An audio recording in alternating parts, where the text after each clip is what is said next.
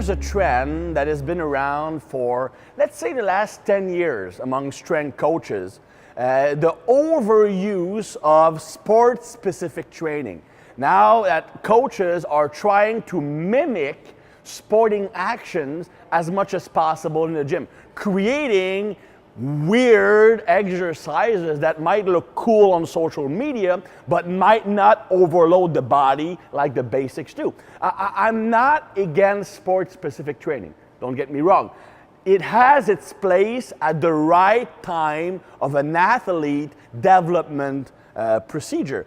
The problem arises is when you start to focus only on sport-specific exercises, movement, like all these jumps, all these agility drills, without the person having mastered the big basic lifts, the big basic movement patterns, and having built enough muscle mass and general strength to be able to do these sport-specific drills efficiently. Now, the problem is that when you are copying your sport movement or something very similar to your sporting movement without having mastered that sport skill in the first place, you're going to actually make learning the movement more difficult. Let's say, for example, I'm a football quarterback. I have to do this motion learning to throw a football, and I'm going to say, well, I want to have a big arm, right? So I'm going to go at a cable station, and I'm going to take the pulley, and imagine throwing a football with a pulley, but overloaded with 30, 40 pounds. The logic is, well, if I can do that movement with 40 pounds, and I have to throw a football that's like 8 ounces, I'm going to be super strong. No, it's going to mess up your motor learning. It actually will decrease how efficient you are at the movement.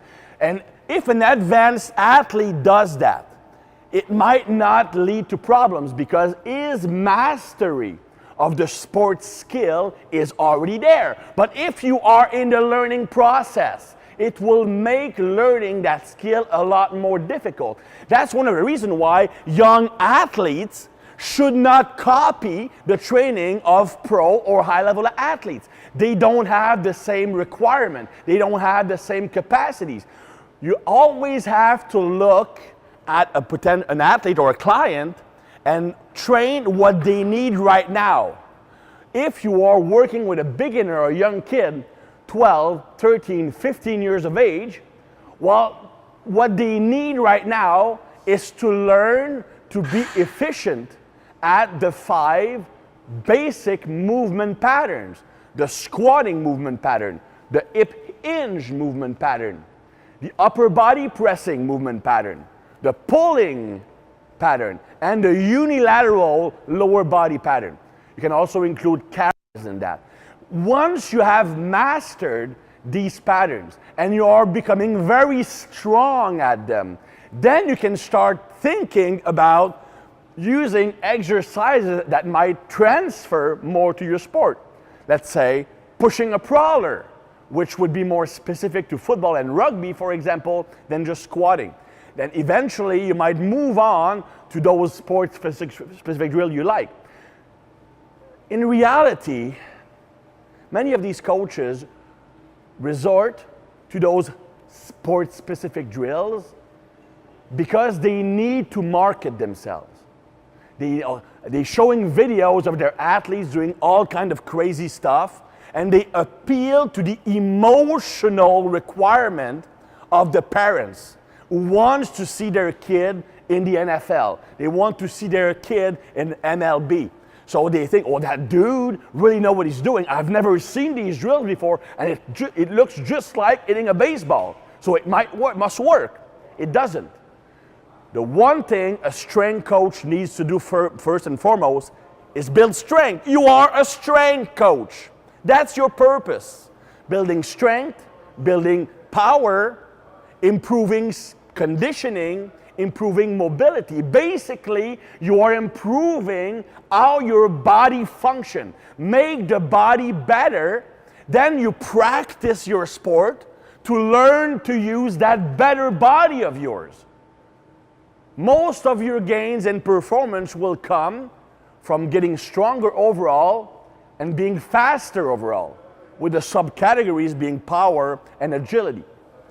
So these are the things you need to focus on at a very early age. Once the athlete has maxed out or almost maxed out his basic physical capacity, then you can learn to use some kind of sport-specific exercises, because at the point they are at, making their squat go from 600 to 650 might not increase their performance anymore.